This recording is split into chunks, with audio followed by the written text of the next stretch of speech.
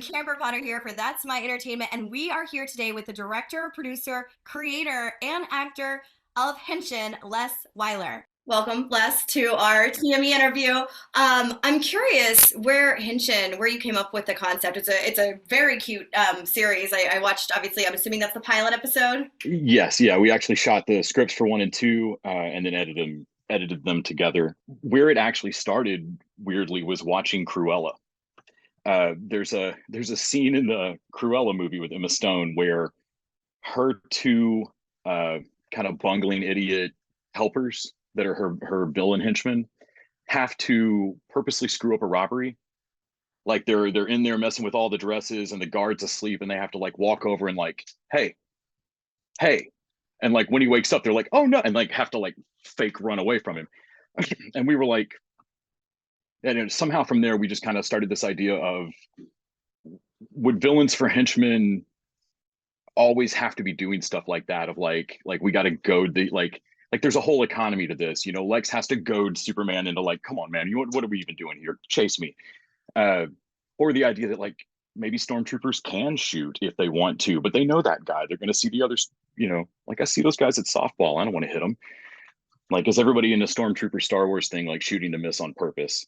And so we just got into this goofy idea of what would Venture Brothers style, like what would really working for Lex Luthor be like? And from the other side of it, where would a supervillain, if you're monologuing and you've got 200 guys behind you in armor with laser guns, like where'd you buy the guns? Where'd you get the armor? Who trains up for that? Are they contract employees? Like, is this a gig economy thing? Like, do you provide insurance or are they on their own? And like, there's definitely a boring like into the weeds on like HR paperwork to get with that, but there was also like a lot of silliness we felt. So from week to week, as I was working on other scripts that I absolutely could not afford to produce myself, we just kept piling on goofy puns and stuff on Henchin. And the next thing we knew, we had like 5 scripts, and decided we could actually budget that out and it might be worth trying to Kickstarter. Wow. Was Yeah. everybody local? Did you use all Texas-based crew and cast, or? Yes, yeah, entirely. We decided we really didn't have the money to fly anybody in unless they were just going to volunteer. And we wanted to, even though we weren't a union project, we were really, really small budget. We still wanted to make sure that we paid people. So basically every hiring conversation started with a like, hey, I'm not trying to undervalue you. Tell me what you can live with and what, so we paid everybody probably less than they could have made on a commercial for Amazon. But more than they would have made volunteering for their, like, it wasn't my friends helping me move. Yeah. But Well, yeah, that felt great. We got everybody paid. I cut everybody's checks by Christmas, and that really felt neat. the costumes were incredible. How did those come about? Did you guys conceptualize those? Walk me through that process. Yes. So that's Aaron Brook and Erica Slay, who I've worked with. I'm not a youth, so I'm going to butcher the name. They worked with Markiplier on his stuff. I know Erica's worked for Rooster Teeth doing costuming. They are fantastic. They were probably my first big department head hire, was the two of them, because they needed the most ramp up time really for putting everything together, which they've been put pressure on. Like, we got to get people cast so we could get sizes. But they were amazing. They met with me probably early July, I guess, and we started talking about what all they kind of a lookbook. And Okay. so I started getting like PDFs from them of like, I don't know where they Google. It's different than where I Google. They kept finding the coolest stuff online, and like would send pictures where I'm like, I know I looked for goggles and I never found any that looked like those. And they just kept finding stuff that I was like, Wow. it's like 1 degree further than like, oh, I've seen that. Like, oh no, I haven't seen that. Where did you get that? So slowly my house just started filling up with bins upon bins of just like here's just bracelets, and like here's like a bin of boots, and Wow. like and I've still got like 5 grand worth of costumes in my house, from them, that are all bagged up with, I mean, total professionals are, all bagged up with the person's name, what scene, Yeah. my character name and all that, so that when we shoot more we can just kind of bust it back out. As far as the storyline, is I'm so curious. First, I want to talk about the roommate, the puppet. What Hmm. what did the inspiration for that come from? Because I love that character. Um, as the world got goofier, just in making jokes, at some point we decided it would be hilarious if well, first of all, we got to talking about like industrial accidents and if you get hit with a shrink ray, hit with a growth ray, hit with that kind of stuff. And we were like, we should have a roommate that's just a puppet and no one wants to ask because it would be rude. Like, was he born that way? Was it an accident? Like, no, that's really uncouth. Like, you don't ask somebody missing a leg, like the story. Uh, they'll tell you if they want to tell you. So Floyd's made of felt. He's basically the Big Lebowski or Brad Pitt's Floyd from uh, True Romance, or Floyd Pepper from Electric Mayhem. Uh, and we did at some point we just decided that the roommate would be a puppet and no one would say anything about it, and or that only Vic would be like, "What is roommate?" And everybody else, I don't know what you're talking about. He's felt. Uh, and then in terms of things that you decide to put in a script and don't realize what they cost, custom made puppets are expensive, Hmm. like prohibitively expensive. I had no idea.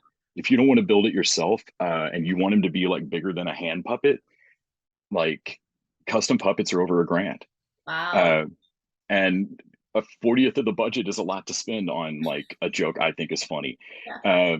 So I reached out to Chappelle Puppets or Chapel Puppets. Honestly, I've never said his name out loud. I don't know how it's said, but anyway, um, asked for a custom puppet, described what we wanted, got back a quote that was totally fair, but definitely out of our budget. Uh, Emailed back nicely saying, "Hey, thanks. That's sure your business, but I can't do that." And the guy emailed back like 3 or 4 hours later and was like, "What is your budget?" Wow. And so we ended up getting Floyd for really cheap, because that puppet is a self-portrait puppet that the puppeteer made like 10 years ago, 8 or 10 years ago. Oh, And he cool. was like, it doesn't do me any good as a self-portrait. Like, it's not me anymore. He's like, I don't look anything like that anymore. I'll sell it to you for like basically exactly what I said our budget was. Wow. Um, I mean, within 2 days, I had a like Muppet quality puppet. He's amazing. He's so cool. Now, Uh, who was the puppeteer for? so Nick Moore, the co-writer on it, Okay. on Henchin, and my co-director, co-producer on it, actually did Floyd, and had a blast kind of discovering like he's really good at running a puppet, uh, much better than me. Um, there's one scene. I don't. I'd have to look again to see if any bit of it actually made it into the final. There was one take where I can tell that my wrist is bigger than Nick's wrist, and like Floyd's neck is a little like, "Meh." Wow, that's funny. And I'm like, that's my hand. But But neither of you had done puppeteering prior to this. not really. Wow. No. That was kind of a first foray into that. We kind of had to go. We were both ridiculously huge Muppet fans, and so we were really nerdy about puppets. And so there was a lot of stuff people asked us partway through of like, so you're gonna have to go through and like digitally erase the arm stick, and I was like, nope. Go watch any Muppet you want. They Yeah. don't bother. Yeah. Like, you don't have to. It's somehow some unwritten rule that you're fine. Yeah. I love it. Now, I believe I saw in the credits that you and Nick were also the voice and the body of Larry. Was that correct? Yeah, that's Nick's body, and then we decided at some point that I would do the voice. Larry at one point had a like a really fast run of dialogue that I don't think made the final cut. But I had written it, and it kind of came down to like I was the only one who could say it at speed. Wow. Uh, and so we just decided like, well, it'll just be funnier. We'll just mix the body and voice up. It actually ended up being hell in the edit. I would do that in a different. Uh, we should have recorded all of my lines first and then had Nick with an earbud in pantomime to it, and we did it the opposite. And so I had to edit quite a bit. We ended up having to like re-record some lines uh, to fit his body. He knew the lines as well, and he's gesturing and stuff, but it was disjointed at first. Sure, sure. I'm sure in post that was a fun challenge. Yeah, yeah. Post production was all in all a challenge. Yeah, I mean, I with all the special effects and everything, did you do that as well, or? I did. That's the part I'm definitely most sheepish about. I've never really done effects before like that. Obviously, that stuff's off the shelf. Like After Effects and Premiere and Mocha can do anything you want. We didn't have to bust into like Blender or any of the real CG programs, but Sure. still, just with Adobe, like you can do anything you want. It's just a matter of like how well you prepped. There's some effects in there's a hallway scene with some effects, and we did not have that locked on a tripod, and that was uh, very time consuming. Mm. So there's little lessons learned of like, yeah, you can see the point in the week where we realized like lock that down, uh, put that on a tripod. I don't want to have that floating. Um, just like kind of lessons learned. Yeah, for But sure. that was kind of what I wanted to get out of it was anybody who writes screenplays has a drawer full of scripts somewhere if they hopefully if they finished anything. Um, but it's hard to not just feel like you're yelling into a void. Like, what do you like? Screenplays. I heard the quote once: "Screenplays are an invitation to collaborate." Like, it's not a finished movie. It's an Right. idea for a movie, and you need Sure. like a couple hundred people to help you finish it out, uh, potentially. And so, uh, I had just kind of gotten frustrated having a lot of scripts laying around that I keep going back and doing another pass on, but towards what end?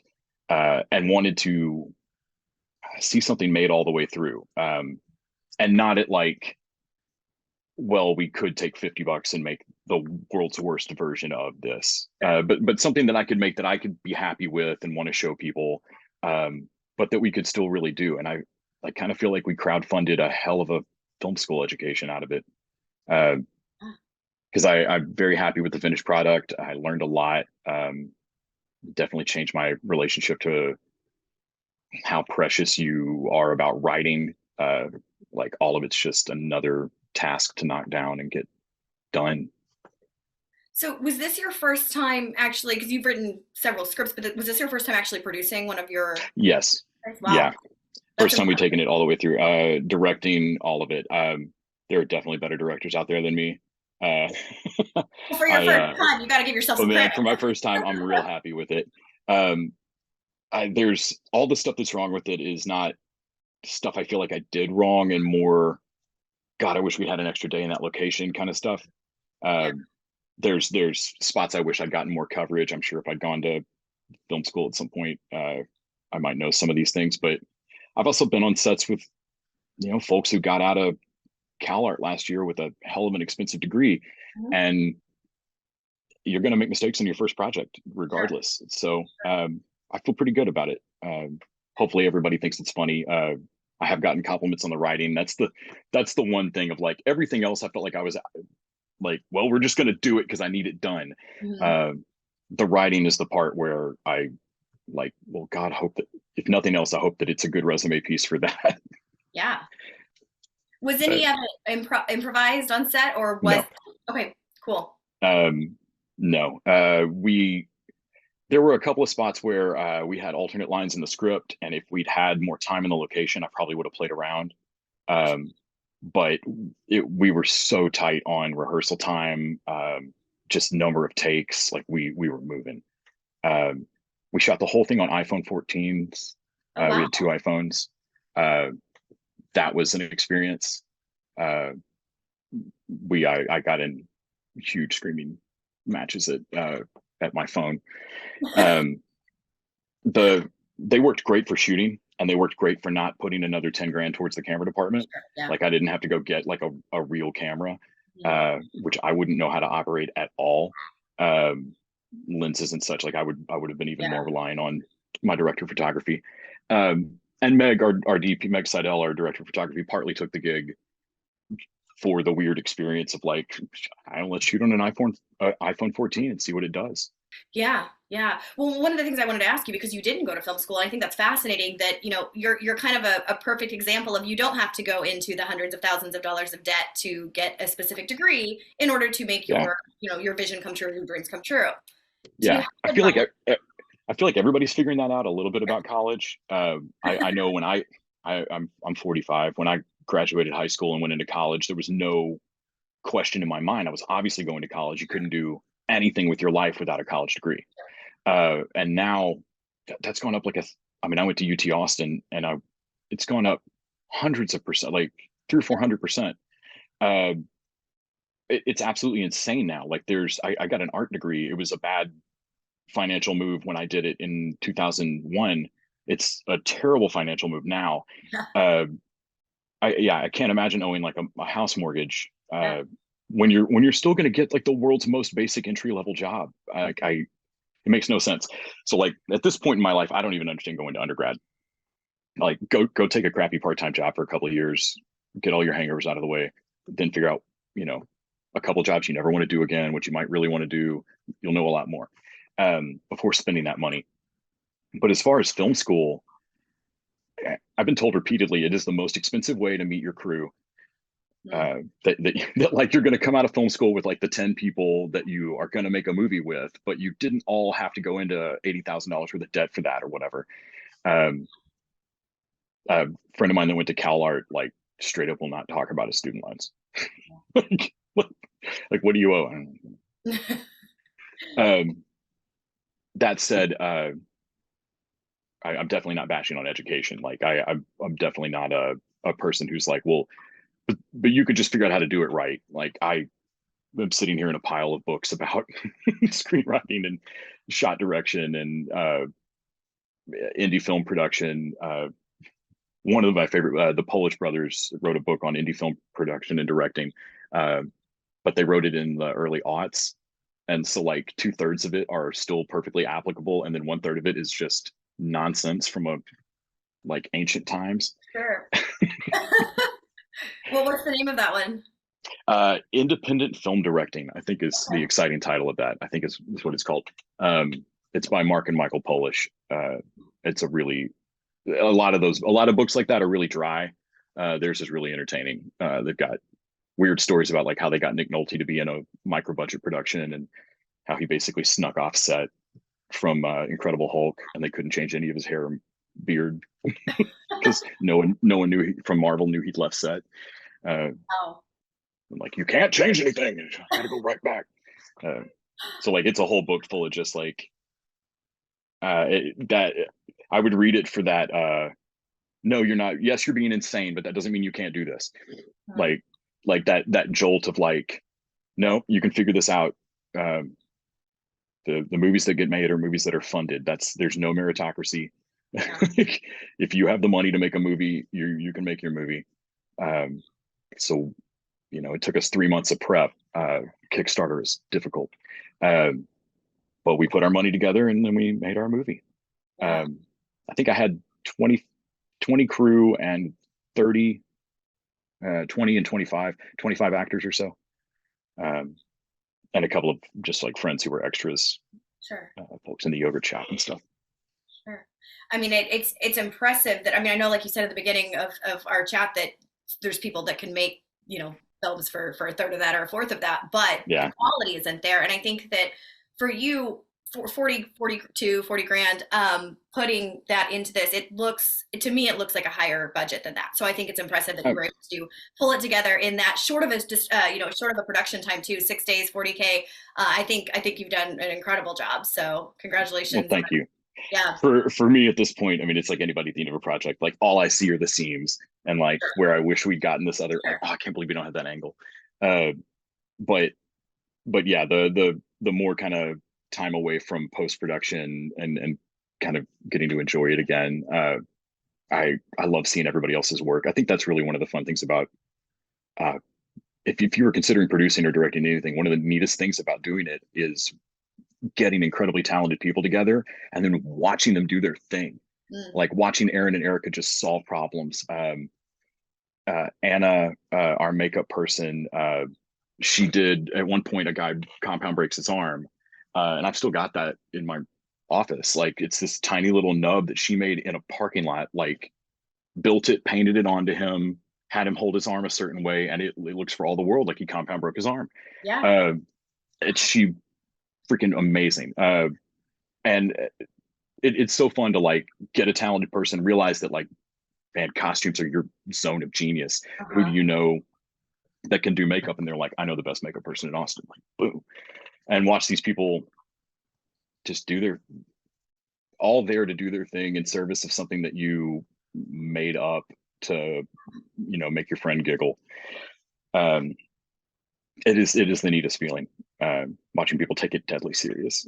It's just the greatest. A couple of our actors donated their time, which I couldn't ask anybody to do, but was just thrilled.